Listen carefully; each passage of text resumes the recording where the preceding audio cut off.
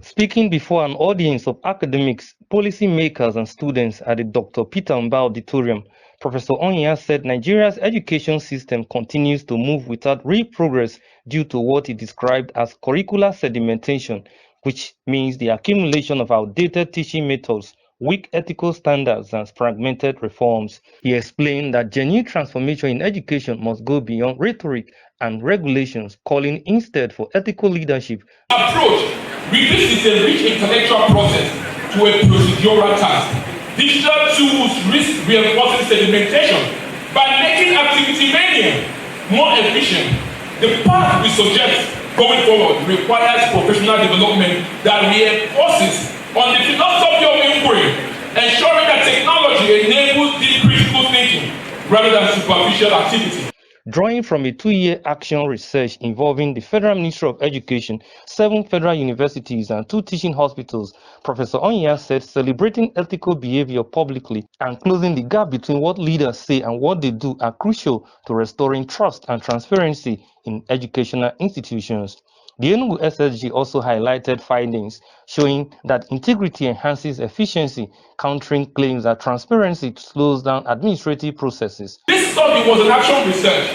It was done in 2023. In a study that was done, some people on this table, we know that this was called the Energizing Education Project. This was a federal government project done through the Rural Education Agency.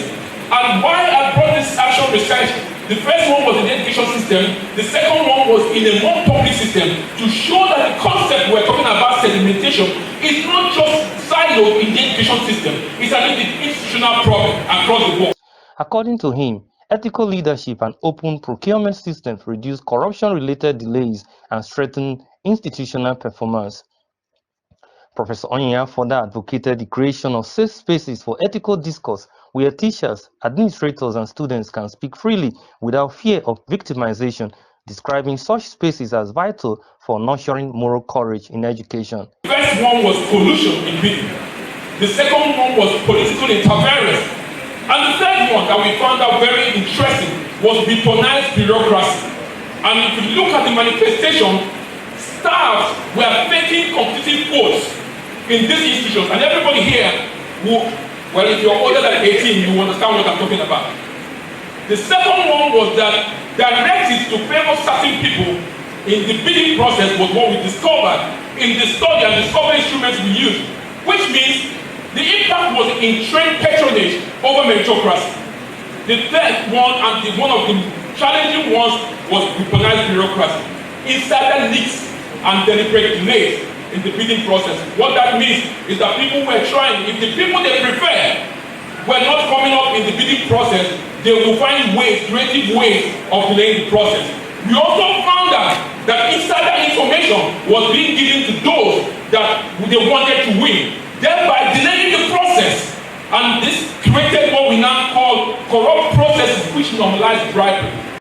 He urged educators, policymakers, and leaders to align their actions with values, reward integrity, and design digital systems that promote inclusivity and collaboration. It reveals a common fallacy that reform up to that the belief that unethical practice can be eliminated through stricter rules and punishment as an approach is what we call an illusion of legalistic solution. We found out a systematic insight that regardless of how you tell people we are going to name and shame you, once they get the money and they get rich about it, they don't care about the naming and shaming.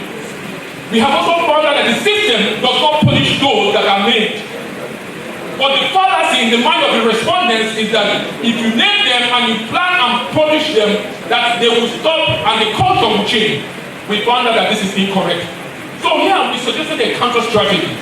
Ethical leadership must move beyond the illusion of legalistic solutions by cultivating a culture over compliance. And this Professor Onyia's 19th inaugural lecture at Godfrey Okoye University challenged Nigeria's education community to rethink how knowledge is taught, shared, and governed, calling for a decisive shift from mere motion to genuine movement in the nation's education system. Certificate to you, Professor Chidiebere Onyia, as the 19th inaugural lecturer of Godfrey University. Congratulations.